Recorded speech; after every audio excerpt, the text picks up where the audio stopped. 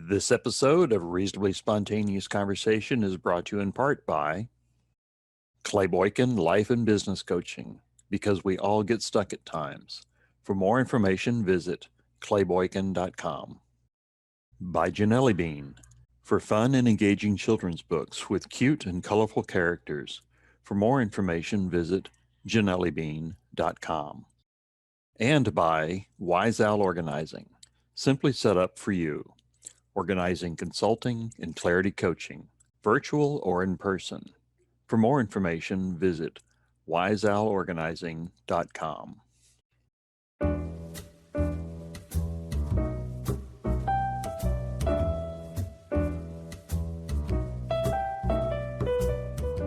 Hello, world. It's me, Dennis, and welcome to a reasonably spontaneous conversation with my long time friend and someone I admire, Bob Woodman. Hello, Bob.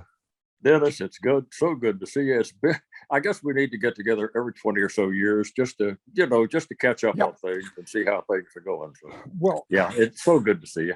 Well, it's so good to see you. You know, as I was growing up, we had in Victoria, Texas, we had KNAL, which was the country station and some of the talk in the morning and this. And then we had KVIC, which was the pop station, which was beginning.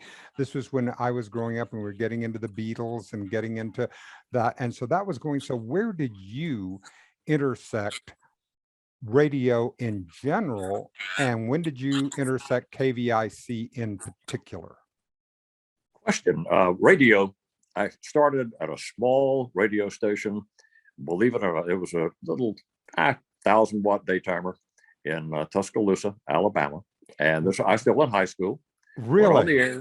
And what year was this? What year was this? Well, that was in 1956, I think, 56 or 57. No, 56, I guess it was.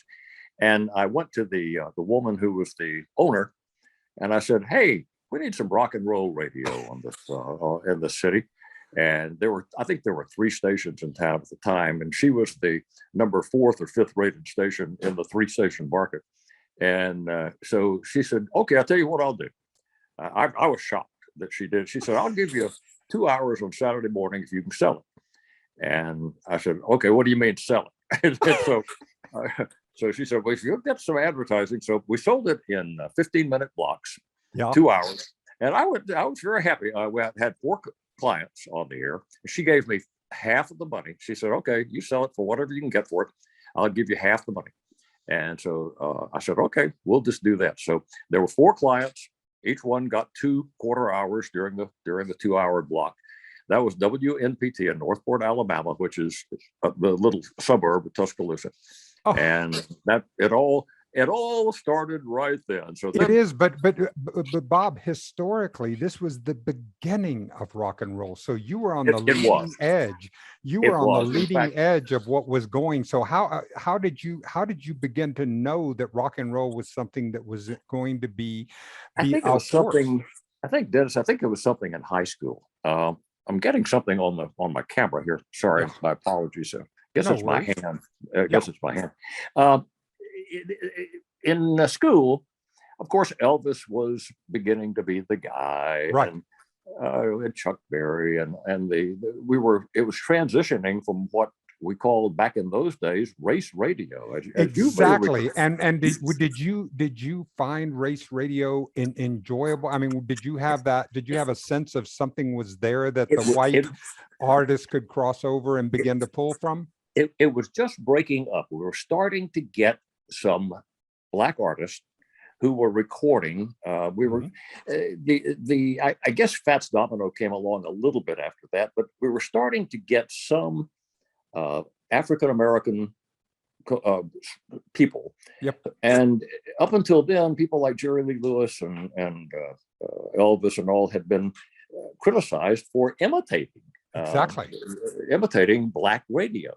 Exactly. And so Black radio started coming into its own about that time. Mm-hmm. And it was a fascinating transition. So it's interesting you should ask that. I don't recall exactly what happened, but I didn't ever have any bad experience with it. No. We never had, even in the segregated Deep South, we really didn't have any complaints. Right. And our city was really usually pretty harmonious anyway. So we didn't really have anything like a problem or people complaining that we were playing something that was by an African-American artist or whatever. The biggest complaint, I think, you and I both saw separate but equal. We saw separate water fountains. We saw separate bus station. From the white man, we saw it from this side. So we knew the segregation, that even though we as white men didn't have to have the experience of it. That's right. And I came along before you did. And I certainly did see this. Of course, I went to segregated public schools my entire career. In fact, the University of Texas, when I started there as a freshman, was just beginning to be integrated at that time. Wow. That was in 1958. And we were just, there were no African-American football player, no African-American athletes at the University of Texas at that time. That's breathtaking at that time. And so that was there again. I didn't want to get off on a racially, but that is interesting. You should comment on that because you and I did see that. As I say, I came along before you did, but I saw so much that was so unfair, so wrong, and really knew it at the time. And quite honestly, I'm a little bit ashamed that I never spoke out about it too. At that time. That is the same. It's the same with me, Bob, because I had that. I'm 74 this year, so I was born in 48. You were born in what year? I was born in 40. And 40. So so you've got 8 years. I've got 8 years on you. So, but during the time that you did that, so you were seeing. Did you bring your love of music and radio to the University of Texas? I did, and in fact, I had been a musician, or no, not a musician. I had played music. I was never a musician. I did, and the first thing I did when I got to Austin was I went to radio stations to see if I could get a job there. Sure. And ultimately, I did at an FM station that was not a very good station. I got a job there, and then transitioned to a couple of other stations. And ultimately ended up at KNOW, which was the sister station of the one where I met you when I was in Victoria at KVIC, owned by the same company. So, yes, I always liked music. I always liked being a disc jockey. I always thought it was fun. I liked playing music, and it was just, here it is. Okay, guys, here's the McGuire Choir with so and so. Here, you remember all the cliches, and it was just fun, and I felt like a star. It was great. It was but it was. I mean, did at that time describe Austin, because those of us who I came to Austin in 2011, and so Austin was truly a much changed place. But you were there when you were there when Austin, before Austin actually became the cool place that it was. It is not.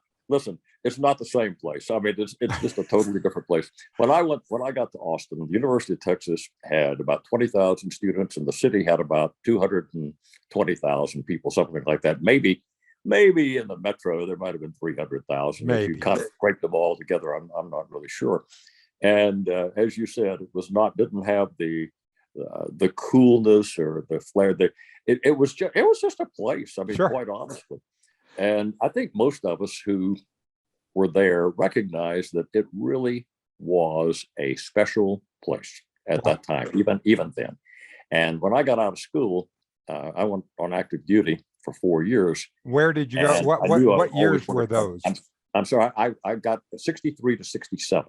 63. All right. So this is during the Vietnam era. Yes. And where were you Air Force? Well, I was aboard an aircraft carrier out of Norfolk for 2 years. And then I was in Pensacola for 2 years with the Blue Angels. And so that was the fun. The fun part was with the Blue Angels.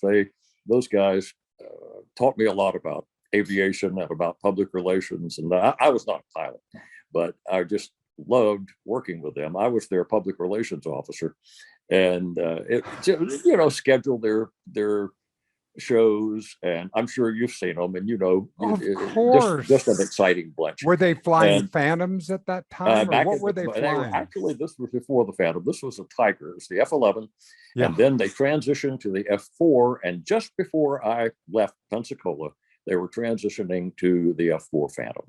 That was, and it's just, of course, now they're in the F-6, F-16, yeah, they're whatever. They're just something so totally different. They were just about supersonic when I. No, that's Bob, the F-11 Tiger was barely supersonic. Yeah. But all right, but you're in public relations now, and we're talking about the same. You're writing, you're promoting, you're doing these. This is the same skills that you were using when you were using it when you're selling advertising in Tuscaloosa. You're using the same skill set that you're doing. Is you're just selling the concept of these amazing aircraft and pilots.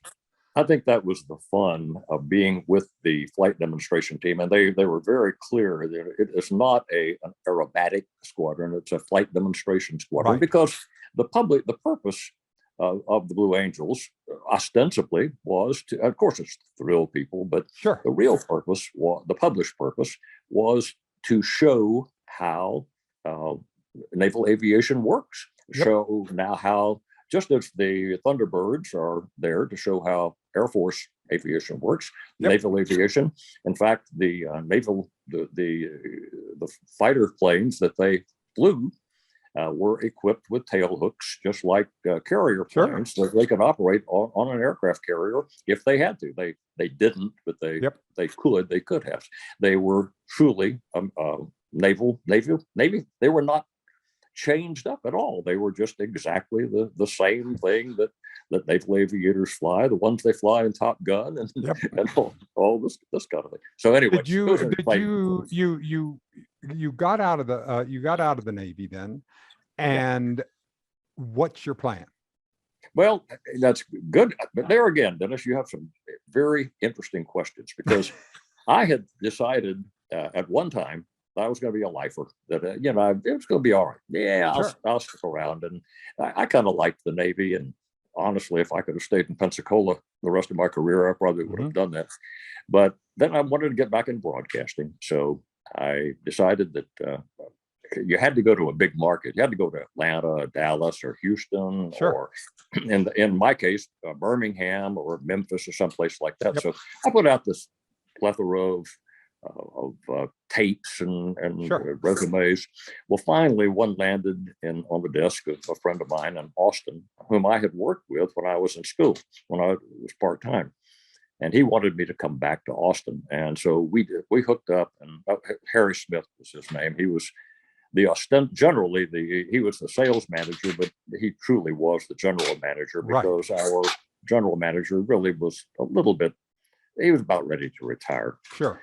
So Harry hired me as the news director in Austin at KNOW. So by that time, Austin had grown, but not to the extent but it was now. starting. But it's starting to get the music. We're starting to get the scenes that are happening. We're seeing the anti-war protests. We're seeing the Vietnam. And how did you? Because I was in the Army from 70 to 73.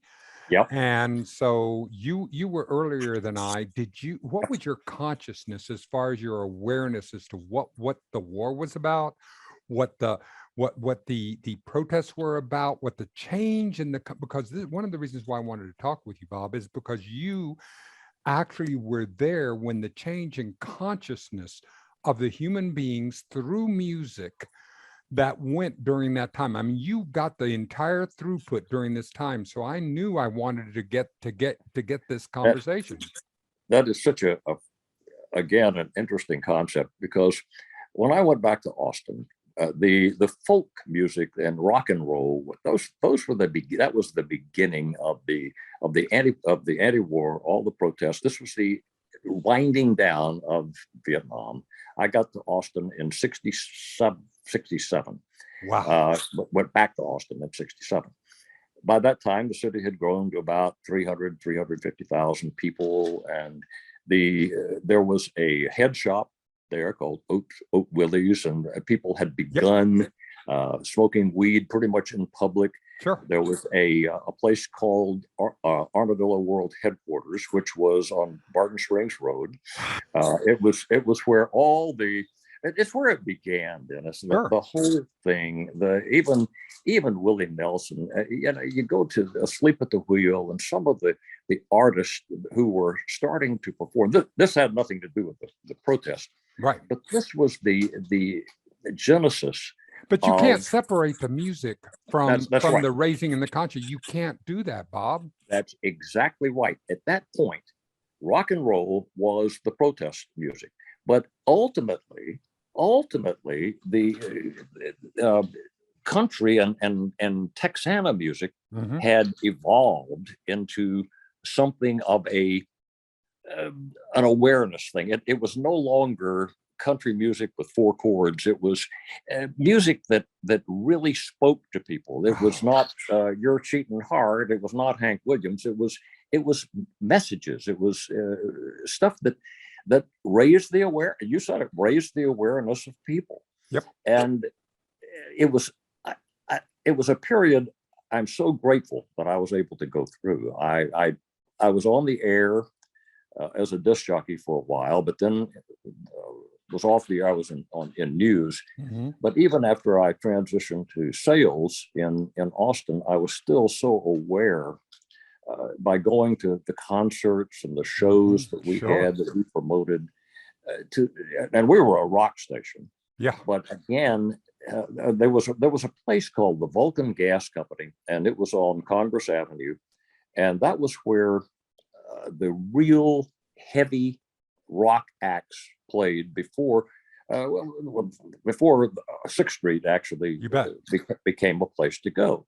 And people who are not familiar with Austin will not know what I'm talking about, but 6th Street evolved into a place for protest and a place for the beautiful people, the people who had green hair and the people who had whatever. They were just people who didn't conform. And it was a wonderful, wonderful place. I know that there are other places in Austin, but that was where it began. That was where the coolness of Austin, the way I see it, began. Sure. Again, I mentioned Armadillo World Headquarters, and some of those. Janis Joplin, you may know, performed out on at Threadgill's out on North Barnett Road, and then of course Threadgill's then opened a restaurant downtown, and the rest is history, as they say. But just being in Austin, Janis Joplin, I would see her on the street corner at the University of Texas on the drag, sitting there playing an auto harp. I mean, she just it was seeing these things, watching what happened in Austin, seeing the evolution of music. But so what's the evolution? What was the evolution in your career, though, Bob? I mean, when you're thinking about it, so now you're doing sales, so you're getting a chance to have that experience of going out, promoting, being a promoter, promoting the station, getting people to know that. How did that fit with you, and of course your desire and your joy about being on the air? Well, a lot of it, to be honest, I had, because of my political leanings, I had to be very careful, because back in those days, you don't. I'm unabashedly a liberal, politically liberal, and I did not voice my opinions on the war or on anything unless I was invited to. Sure. Because I was a coward. I mean, you sit there and you say, I want to make money. I want to sell things. Me too. Me too. I mean, I remember there in Victoria how I would not put out a sign for Barack Obama, for God's sakes, because I was afraid that the other people that would come by, that it would somehow impact whether or not they would hire me, whether or not somebody from First Victoria would hire me. This is my cowardice. This is the thing I'm having to come through and admit. And you and I are feeling the same thing, Dennis. And I'm so sorry that I didn't speak up more than I did. And that's what we're doing now. Is we're doing so. How did you get to Victoria? Well, I there again, I was selling. I enjoyed selling. I think I was pretty good at it. And Harry Smith, the guy who who had hired me, asked me if I wanted to be sales manager when he got promoted to salesman, to general manager. And so I accepted that position. And there's a great story. If we have time, I'll tell you a story about sales managers. Please. There was a country, a place, a hunting lodge in Texas, and they had the bunch of dogs, but the very best dog they had was named Salesman. And I mean, whenever people would come from Dallas or Houston or the big city, they would ask for Salesman. And one day a guy came in from Houston and he said, I'd like to get Salesman for my hunting. And I said, you don't want Salesman. He said, that's the best dog you have. He said, oh, he used to be. But he said, what happened? Well, one of you big city guys came in here one day, made the mistake of calling him sales manager. And now all he does is sit on his butt and bark. And so that was kind of the way I felt when I was sales manager. So, Did you miss? Did you lose? Because one of the things that has always impressed me about you is your love of people, of making that connection with people, and that. I do. So if you take you and I, so if you take that out, how do you maintain that connection? You and I have always had that. Neither one of us is going to hide ourselves under a bushel, as they say. And when I had the opportunity, what happened as sales manager, and I managed a staff of four salespeople. Can you imagine? I mean, the bigger stations in Austin now would have huge groups. We had four salespeople, and we were the top rated station in the market at that point. We had some.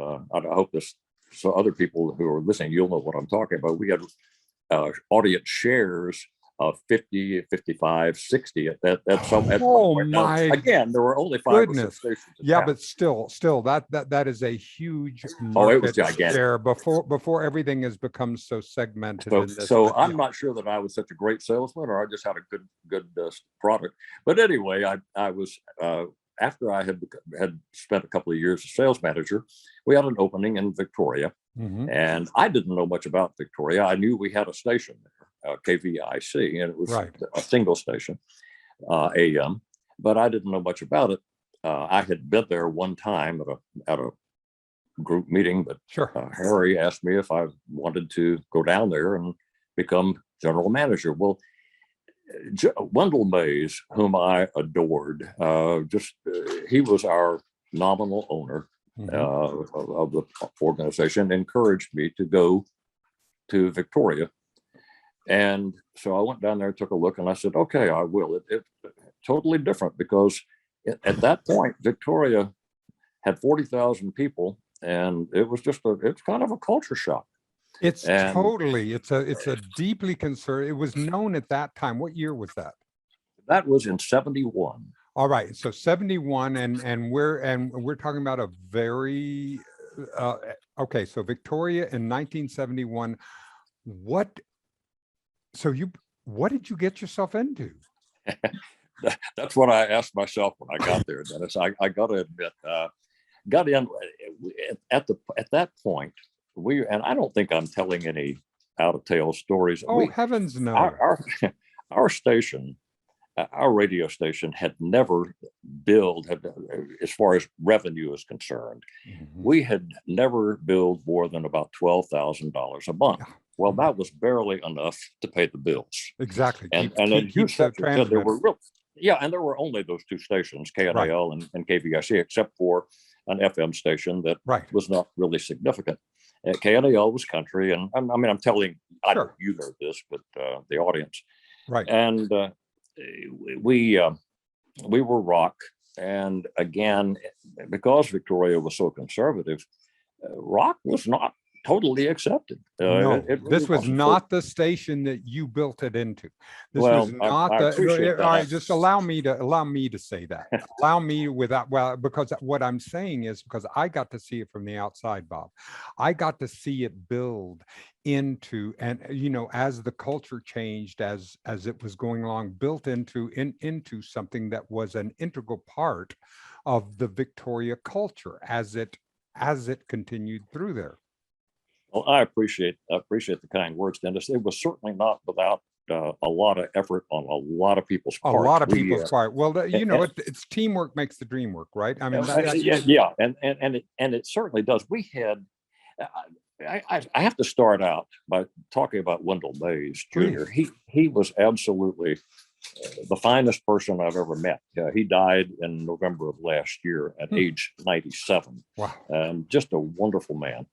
And when I went to his funeral, his services in Austin, just you could sit back and say, you've been to memorial services. Of course. Are you kidding? My age, you say, oh, that's BS. Yeah. Everything they said about him was absolutely true. He was Isn't just that a great wonderful? man. He really was. That's wonderful. So I had. All right. On a personal level, I loved the man, but on a professional level, he was just the ideal person to be with, and so he encouraged me to be my own person and to do the things that I thought was right. I think I had seen some things in Austin that we had done that I thought made a lot of sense. Yeah. I was so lucky to, in a smaller market, to be able to find the talent that was available, because we did have, when I I don't want to single out too many people, because there were just some great people who passed through KVIC, people on the air, people in sales, people in engineering, people that made that station work. They had ideas. And I think one of the things that we were able to do, we used to have brainstorming sessions among the people, and everybody at the station was invited, but not forced to be there. And we'd just go in and open up it became a tradition that at every meeting, after a while, I would open the meeting by saying, okay, this is brainstorming. There is no such thing as a bad idea. Everything is on the table. We would like to have you participate with any ideas you have. And after a while, somebody who was a shill would come up with an idea. And then somebody who was a shill would say, that's the stupidest idea I ever heard. So we would start off the meeting. That would break the ice. And then we would start out and try to get some ideas, some of which were great, some of which we never did. Which is what a brainstorming session is. You got to bring them all out. You know, it's so funny because Janelle Sarles was telling me that you're one of the most inspirational bosses she's ever worked for, because of that because of this particular situation. I'm so glad that you brought this up, because that's what she said, that you listened to people, that you actually valued their contribution rather than being the smartest person in the room. Janelle is one of those special people I was talking about. She just the very fact that people like her were available, were there, came along at the right time. Talent, exactly. And Dennis and Janelle will tell you the same thing. Everybody didn't have that attitude, and they just didn't last. And the attitude wasn't, okay, I'm going to get rid of you. It's just that, look, you're not contributing. This is not the place for you. Find a place where you can contribute. Go enjoy yourself. Don't sit around here and be unhappy. Don't be a non-contributor. Just please move along. And I wish more people would see that. And you see it every day. Of course. You see it in retail. You see it in people that, oh, I don't want to be here. And then you see people, I love it. And you can tell the difference. And they're the ones that are contributing to the growth of the organization. Yep. So by the time we had, you know this and you know the story, but we added radio stations as time went on, and we're able to pretty well dominate the market, I think, or do a pretty good job anyway of having an impact on the market. Exactly. And because this was, all the kids that are growing up, and many of the kids that are staying there are going to be listening to your station. Are you seeing the music evolve during this time? So we're talking about how did you keep your pulse on the evolution of music? Because, like, for example, it took me a long time to go from the Beatles to the Beatles, to to really to see what the what it was all about. When because to me I thought they left, and so finally I had to evolve into that. How did you stay current with the music, Bob? So somebody really nailed it when he was talking about dating, and he said, you're dating a woman who is too young when she doesn't know that Paul McCartney was with a group before Wings. and and that just, to me, I was lucky because I had people who kept up with music, who really understood it. I'll drop a name or two. Dave Jagger, who was one of the better people at keeping up with the trends. Wonderful. Max Kelly, I can recall, and I'm probably leaving some people Well, out. I'm sure you are, but still, this gives people, because these are people who listen to them, and so they'll get it. The audience here, which is primarily Victoria, which we'll be playing this for Victorians as one of our primary audiences. So please drop names and events that Victorians will relate to. I appreciate that, because they do deserve. You mentioned Janelle Sarles, and she was just a peach. I mean, just her, and she was just a super person. But so many others who were so great passed through there, and I mentioned a couple of them. Bob Bishop was one who was on the air, and Bob Bishop, yes. Bob is in Las Vegas right now, by the way. I've talked to him. I talk to him every now and then. We have some nice conversations. But I was not the person who kept up with that. The programmers, and that was, again, if anybody would like any advice, hire people, good people, and let them run with it. For crying out loud, don't micromanage everybody. Please if you have a program director or a music director, listen to him or her and pay attention to what they say, because that's their job. If they don't do a good job, get another one. Get somebody who is good. We did a weekly survey also in Victoria, a telephone survey. We had people on staff who actually called to find out whom the respondent listened to. And so we kept up with that. We had a computer program that analyzed it. And that helped us with the information. We didn't do any focus groups on music, but we did depend on the industry record, the radio and records, and the other Billboard and all the others, to see what the trends were. Now, we also depended on some local people, because we had some pretty good local groups, and we would play some of their stuff occasionally if it seemed to fit the format.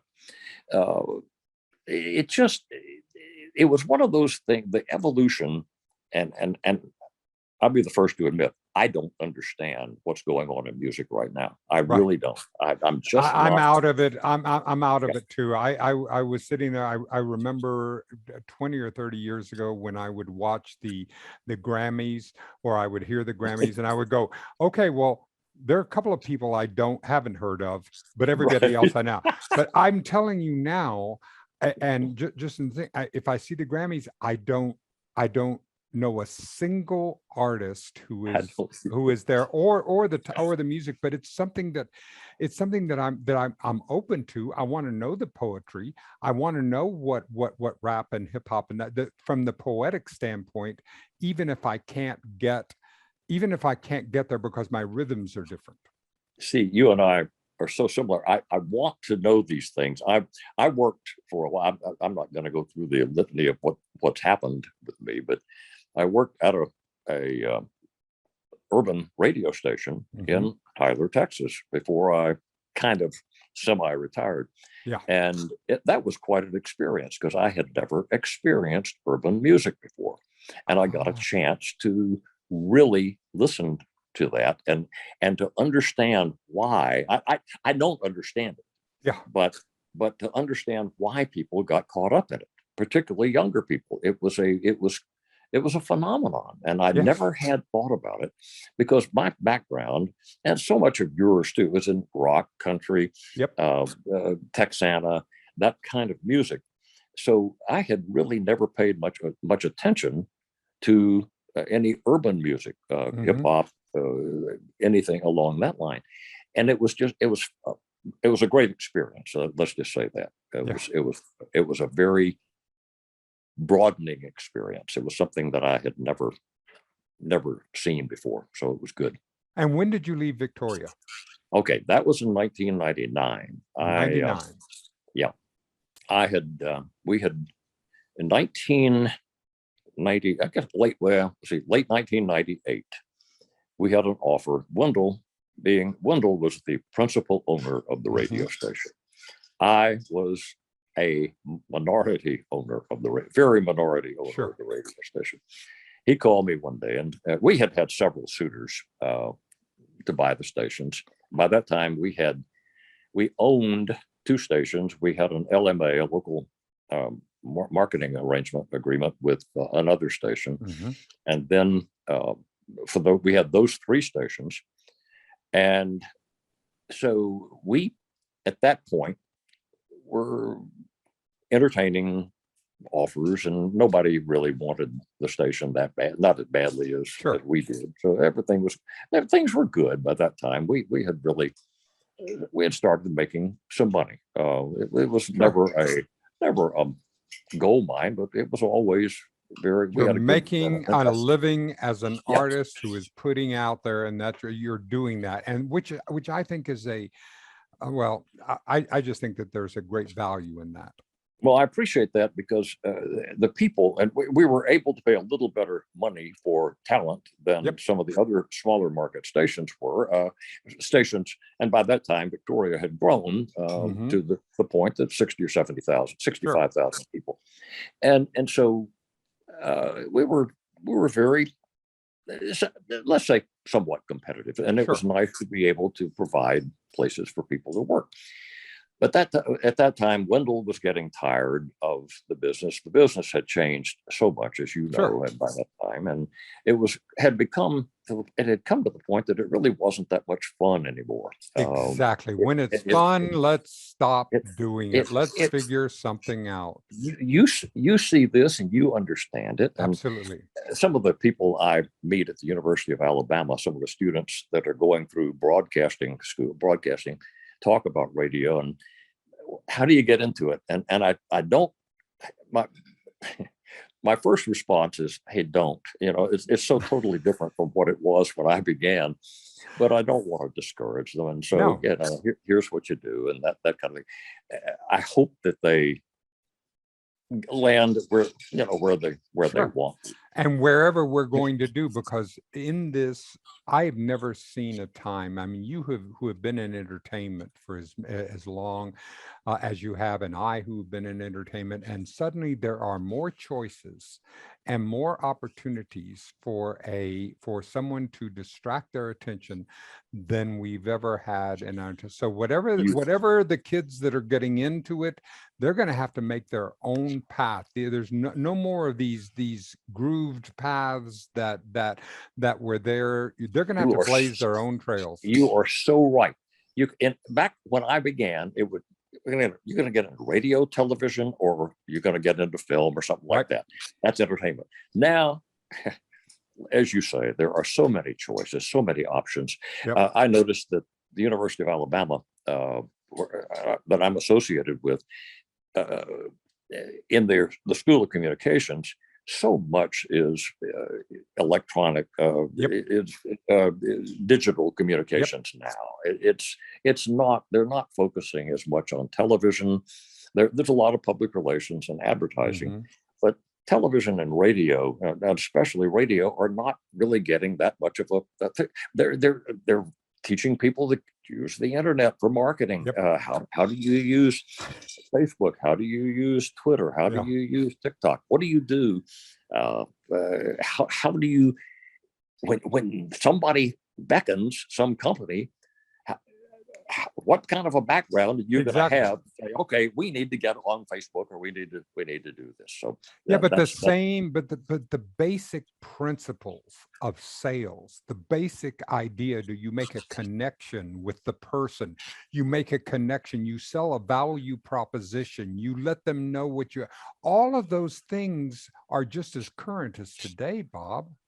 the best sales trainer I ever listened to was a guy named Jason Jennings. And Jason's whole concept was you find out when you talk to a prospective client, find out what he needs and provide it. And that's it. Thank you. And if Thank you you. do that, Here, sales lesson 1. All right. Lesson 2, close the book. There you are. that's Fine. exactly right. Ask for the order and get the hell out. He so many salespeople, and you've seen this in your career, they'll go in and tell a client what he needs. How the hell do they know what he needs? They don't. And if you can teach that one concept, find out what the person needs, it's so easy then to sell him if he has the money and the financing, the availability to do it. But that's what Sergey and Larry did with the Google guys. They did exactly that, and they put it out there. And now look, it's the same thing that Zuckerberg look at how did. how they fell on their face, right? Yeah. How they had no success at all. None. You see it, we see it. And I guess so much of it is in hindsight that we're able to see these things and see these changes. And going back, rewinding a bit, you asked what happened. We sold the radio stations in 1998. The man who bought the radio stations is a guy named John Barger. And I had known John since my days at KNOW in Austin when we were students together. We're the same age. And I knew when Wendell told me that he wanted to sell it to Barger, I said, okay. And he told me what the price was. And I said, okay. And I said, but it isn't going to work for me. There's no way. He said, he wants you to stay. And I said, no, there's just no way that I can work with Johnny. And I was not being derogatory. I just said, I don't see things alike. This is the perspective. It is not a question. There are many ways to look at. I mean, I think of a piece of art.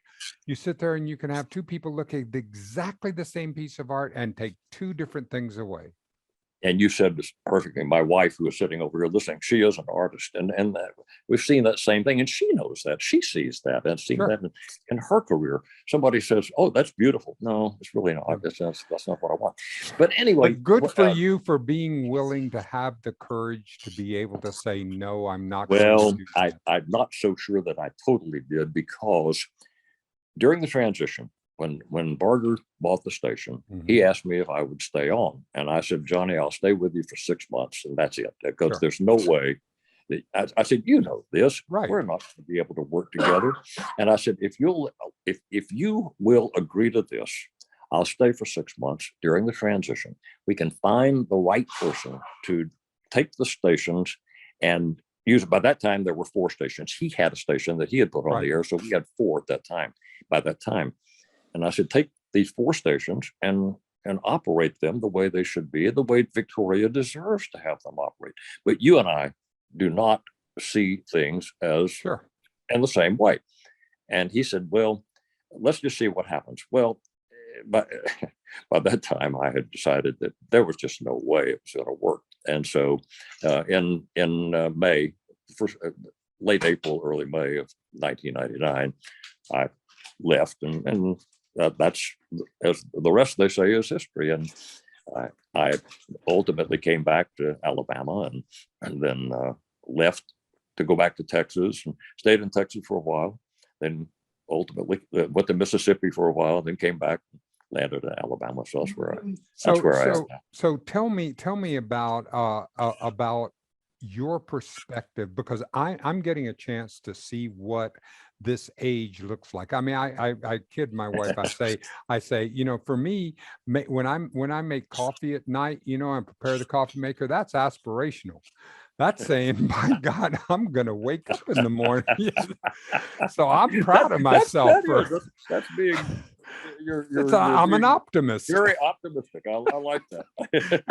But on seeing I this have time of life about how we can have that value. I know you're having a value because you're getting to mentor and you're getting to go into the and I'm finding that too. I'm finding there's a richness that I would not have known had I not experienced it.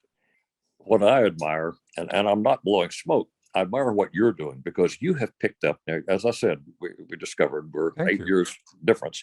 But here you are sitting there saying, hey, I'm not just going to make coffee at night. I'm going to do something. I'm going to have Tardan Media, and we're going to do something positive. Yes. And we're going to provide some information, and I'm going to have a good time talking to people that I know, people I have known, people that you'll People meet I down want to the know. line.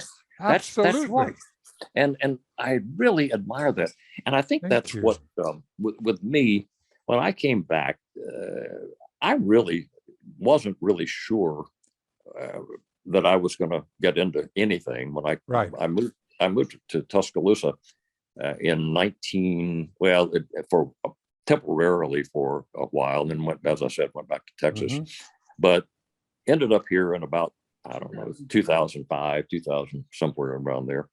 And I married my high school sweetheart, by the way. Smart guy. I know it's hard to believe that the two of us were single at the time, and so we're now married to one another. And she said, I said, honey, let's get married. And she said, don't be silly, who'd have us? And that was, so, but boom. We'll be here all week. Don't exactly. Just tip your wait staff. Don't forget to tip your waitress or waiter, as the case may be. So, where was I? Well, you were talking about this age, the age that we're at, and the perspective of its of what is. Well, I think what's happening what's right now anyway, at age 82, I am working with college age students, around college age students, in a broadcast business. I didn't have any idea that I would even get involved. It's public radio. Yep. And we're headquartered on the campus of the University of Alabama. And so it's a network, a statewide network of radio stations, but that's where we're headquartered. And as a result, we have a lot of interns and a lot of people who go through the program. Yep. And it's so nice seeing these young people who are enthusiastic, Dennis. They're absolutely really, and looking back to me when I was starting to college, it's just such an eye opener to see they are so bright, and they know so much more about digital media than I do. Yep. It's so delightful. We're sitting there talking about computers and things. Well, what you do, take this widget, take the Statafrat, move it over here. Okay. Thank you. and yet what I love about the enthusiasm is because what as well as I do, when we grew up and we know about the news is always there to highlight the bad, highlight the the old, it bleeds, it leads, the things that we're doing. So therefore we don't get a chance to see the absolute opportunities. That's one of the things that I love about public radio. Public radio gives the forum to see what the creative spirit is, where things are going right, because as long as we can value them, now we've got something. We've got something that is the real humanity that is going to be able to move us forward. And it doesn't, because we're an NPR affiliate and National Public and other non-commercial network affiliates, we and they don't have to be beholden to any, just like I was talking about the fear of stepping on somebody's toes, they don't have to worry about sponsors. There are none, except the people who listen and contribute their money. Exactly. And so that, in that way, we get comments about, you're liberal. Yes, this and that, and but you're always going to be, and if it will be, and I guess if you ever get to the point that in news, if people are not complaining you're on one side or the other, you're probably not doing it right.